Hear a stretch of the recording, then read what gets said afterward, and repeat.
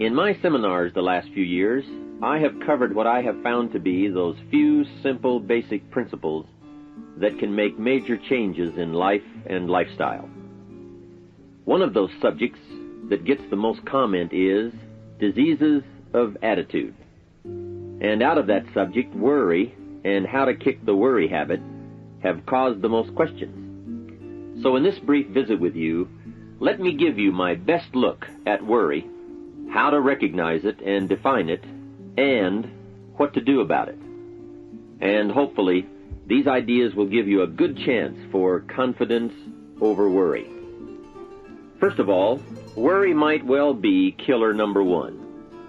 And if it is not the number one physical killer, although doctors tell us worriers die sooner than non-worriers, and we have all heard the expression, worry yourself to death, at least it is the number one killer of dreams and achievement, of energy and vitality and lifestyle. I know the damage and effect of this killer, worry, firsthand. I will spare you the details, but over a period of some 3 years, I let worry get out of hand. As I've mentioned before, I became a super worrier. I was good at it. The combination of small and big worries about my circumstances, what people thought of me, my finances, my abilities, the future, my progress, all led to a complete physical collapse, a stay in the hospital, emotional, mental, and physical exhaustion, and a deep despair I couldn't shake. A sad picture for a young man who should have been well on his way to carving out his share of opportunity. I am happy to tell you that good fortune came my way, and as many of you may be aware, I met a man, Mr. Earl Schoaf, with his ideas and inspiration and the help of a very close friend. I worked my way past the minefields of worry and disaster and out into the clear air of mental sunshine. And if I did it, anybody can do it. I'm not saying it's easy. It took me almost a full year to kick the worry habit. It took practice and much effort, but it was well worth it. Remember, don't ask for the task to be easy, just ask for it to be worth it. Don't wish it was easier, wish you were better. Don't ask for less challenge, ask for more skills. Don't ask for less problems, ask for more wisdom. It's the challenge that makes the experience. And life and its color and meaning and adventure for you is this collection of experiences. To wish them away is to wish your life away. So let's get to worry and what it is and what it does, how to define it, and what to do about it. And let's do it with eager, high hope that it won't be long until you will be free of the worry habit and on your way to the life and lifestyle that you want. First of all, let's define worry. There are many ways we could describe it. Worry is fear painting pictures in your mind. And if you watch that mental movie too long, you get a false picture of how things really are. Worry is a mental broadcasting station, and more often than not, it is false or at least distorted propaganda. Worry has that sneaky way of stopping short of giving you all the facts. Worry is often the trickery of mentally filtered facts on the negative side and the bold declaration that these are all the facts. Worry has the mental audacity to suggest that the elevator only runs one way, down. Many times worry is a 5-alarm bell for a wastebasket fire. And worry is a depletion of constructive emotion. It's wasted mental energy. It's like letting the starter run the battery down when the car won't start. And worry is most often a lack of all the facts, a lack of full understanding, a lack of total information, and an unpreparedness of ability, knowledge, talent, courage, faith, and all the other virtues. That should give us a better definition of worry, and remember, left unchecked, it can become like a mad dog loose in the house. And the sorrow and pain and regret is too large a price to pay not to do something about it, and to do it now. You see, if you contemplated the total sum of human suffering long enough, it would drive you mad. You must understand how life is. Human suffering, man's inhumanity to man, war, disease, poverty. But it must be in what I call its rightful ratio of your mental and emotional time. So much for what worry is. The next question is, what can I do about it? What is the first step? My best advice on this is to first recognize worry for what it is, admit what it does, and then decide you now want to be free. It first starts with decision on your part. And may I add, well, you should decide. Why let worry continue to take money out of your pocket and bank account? Why let worry any longer keep you from becoming all you can be? Why let it rob you of better friendships, better business, better profits, better results, better communication, better family relations? Why impose your worry on others any longer? It's a burden you can get rid of and a monkey you can get off your back. Why not be rid of those sinking, nagging feelings that all is not going to be well, that you can't do it, that it won't work out for the best? Worry is undue concern that takes up too much of your mental and emotional time. Now, we must all be concerned. Hey, life is no joke except to the jokers. Life and how to live it is a serious matter. It is risky, full of peril, and there are constant threats to the good we want and to the pursuit of happiness.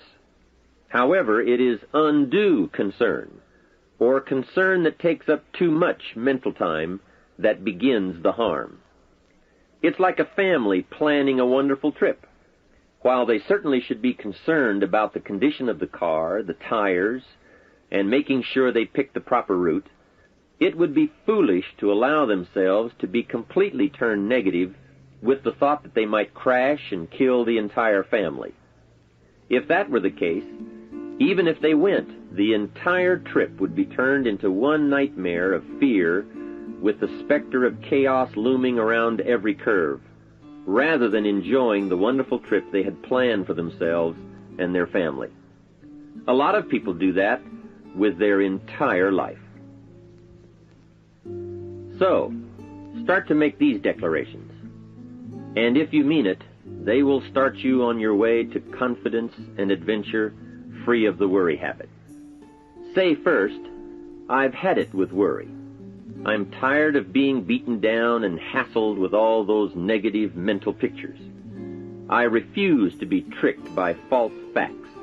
I'm really not that weak. Never again do I want those sick feelings inside, those mental false alarms. I'm tired of the drain on my resources. I'm tired of the embarrassment of the lack of confidence. I don't want people, especially my family, to see me in this state anymore. I've got more to offer. I refuse to let my life be short-circuited any longer by letting my mind run wild with a distorted view of the facts, whether I bring it up or if it comes from someone else. Prove it to yourself.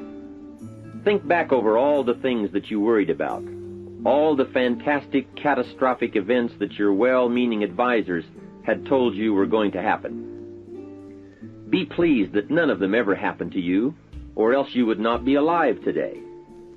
90% of the things you worry about never happen anyway. All of us have had these well-meaning advisors who want to appear larger in the eyes of those they wish to advise, and who immediately rear back and describe every single bad option they can think of that might possibly happen. By the time they have finished, the one who has come for some confidence and some help wonders why he even bothers to live anymore. And the fact is, those things are never really going to happen anyway.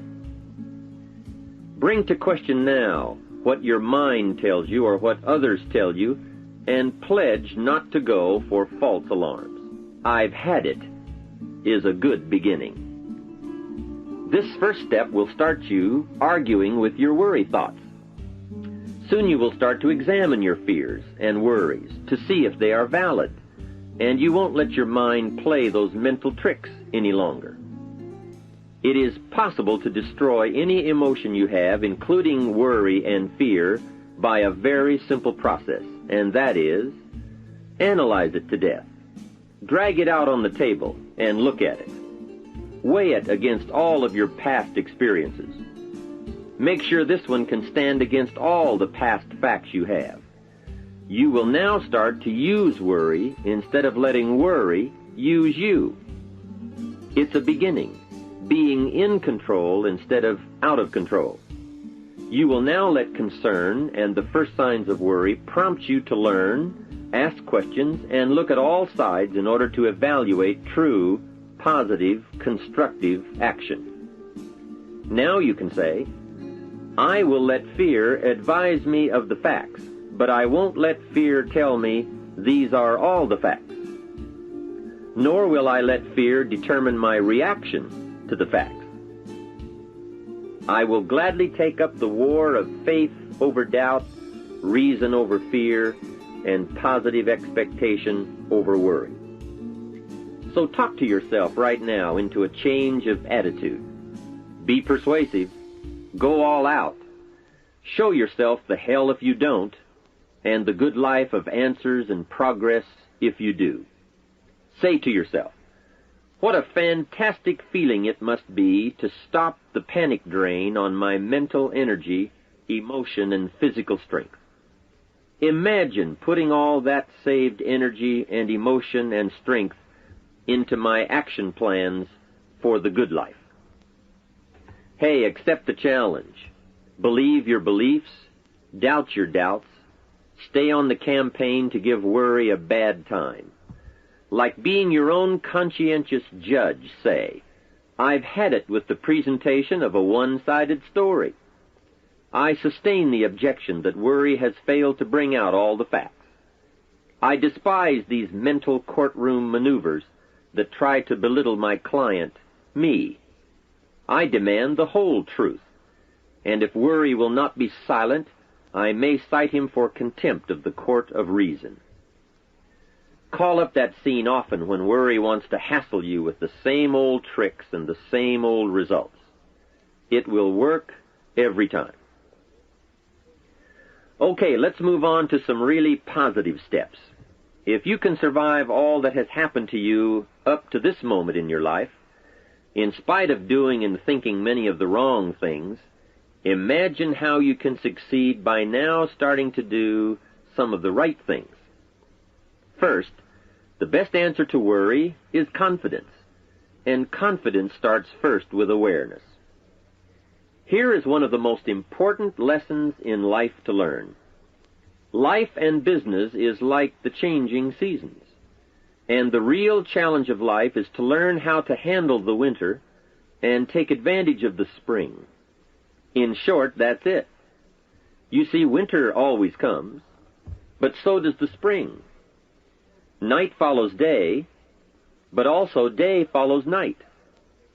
Sure, the tide goes out, but it always comes in. Opportunity follows difficulty as surely as difficulty follows opportunity.